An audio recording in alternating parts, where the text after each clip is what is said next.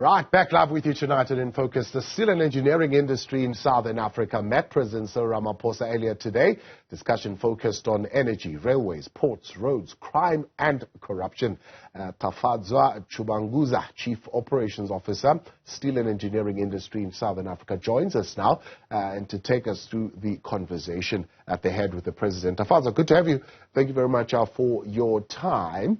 One of the statements that was released says this particular sector employs, around 170,000 or so employees. It's quite big and quite important in the economy of the country, is it not? That's very true, Thabo. Good evening and thanks for having us. Maybe, in fact, I must just expand on that number, that 174,000 number of people employed are those employed by the member companies who are members to Seifsa. The wider sector, which has a member count or which has a company count of 10,000 companies, employs about 374,000 employees. That's across blue and white collar workers. So a considerable employment base and a very important job creation sector in this economy. So you, of course, were responding to the President's invitation at the investment conference to say he's inviting you to come and meet with him. So what was your expectation going into this meeting? Yeah. Look, our main expectation, Thabo, was to say that we, as a sector, represent 2.5% of GDP. We as a sector, if we are going to reindustrialize this economy, this is the avenue through which it will happen, this being this sector. But also very importantly, Thabo, what is inherent in this sector, because we represent the steel and engineering value chain, are very deep skills and capabilities from companies, the abilities within the companies, that to resolve all the issues plaguing the economy, from feeding into infrastructure projects to resolving the water crisis, resolving rail, I can carry on. This capability exists within this sector, and really ours was also to put our hand up to say we are here to assist, and we think and we are able to assist all the while we are industrializing this economy and contributing to this reform and repair program that the President has referred to. Yeah.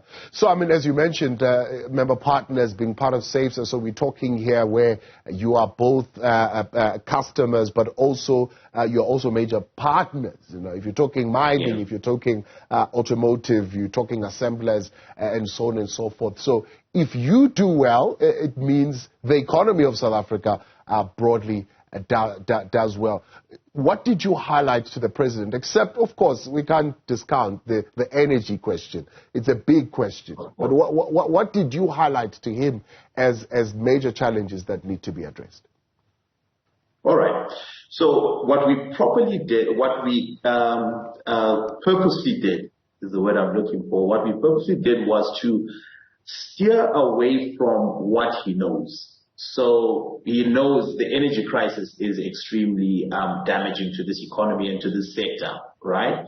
And we are involved in many areas in terms of the different platforms, from NECOM to different engagements that we have with the state on things like resolving energy, right? So we took what we think are low-hanging fruit in terms of where we could participate. The big one for us, Thabo, is because we are direct recipients as well as we feed into infrastructure programs, that is one area that as we repair this economy from, like I said already, energy, rail, water, and etc., while we repair that infrastructure, which is good for the economy, for the well-functioning of the economy, the well-being of the economy, we then can feed into that. We see that as a low-hanging fruit. And that, so then that broader point talks to demand in the economy, because really what will get this sector going is demand. And that state-driven demand from infrastructure projects is very key. Another area that we did highlight is the fact that aspects like, for example, at local government level, there are some failures there where we can contribute into, that's how we structured most of our points, that there are low-hanging fruits in terms of repairing the economy, because we are also impacted by the deterioration in the economy. Yeah. So really our point was to say, across all the many areas where there's pain points in the economy, allow us the opportunity to feed into those programs. And again, I know I've stressed this point a few times, but it's worth just stressing it, that as we repair, we equally industrialize. And as you said earlier on, Tabo, also then we have a positive contribution to the economy.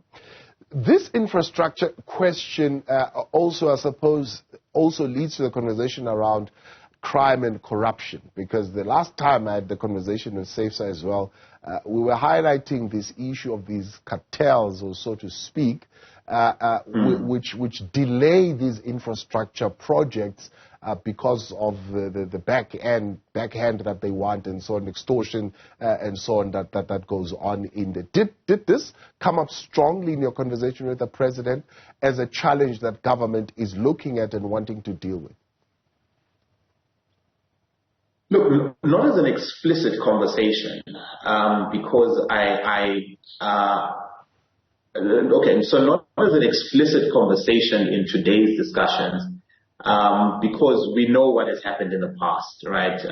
Corruption is rife, and often it takes two to participate. There's the person paying the backhand and the one receiving it, right? So that is acknowledged. But I mean, being a responsible corporate citizen and a responsible corporate federation representing these 1,250 companies, we've existed for 80 years, so we have bedded down very well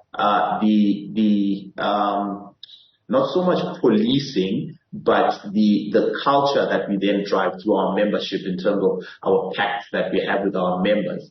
So it didn't necessarily come up as an explicit conversation.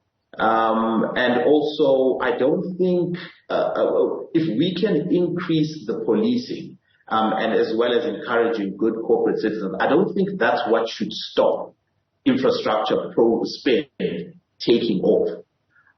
That's more a policing issue, and policing that transgressors are then made examples of. And we would be the first also to distance ourselves from those who engage in corporate practices. But I don't think that's why an infrastructure project should not take off because of aspects like that. Yeah. Do you feel there's an appetite from government to work with you? Because, I mean, essentially what you're saying, we are part of this industry, we're the backbone of this industry. We know how to fix things. We're engineers. We work in the steel. And we want to work with you and fix those things that are broken, fix that infrastructure that is currently not working. Is government willing to take that up? Are they also maybe reluctant because of just the nature of the trust deficit between public and private sector?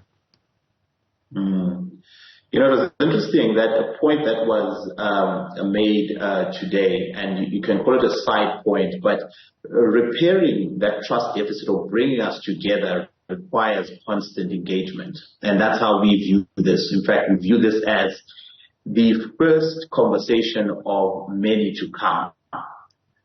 So from here, what we're also discussing is what frameworks can we have this ongoing engagement, right? So that's an important point, that we see this as an ongoing engagement. To the first part of your question around their willingness to partner, we think very much so. The president has made numerous calls, but also equally we've made numerous calls in terms of unsolicited offers to assist, because again, repairing this economy is in our best interest if we can remove those inefficiencies.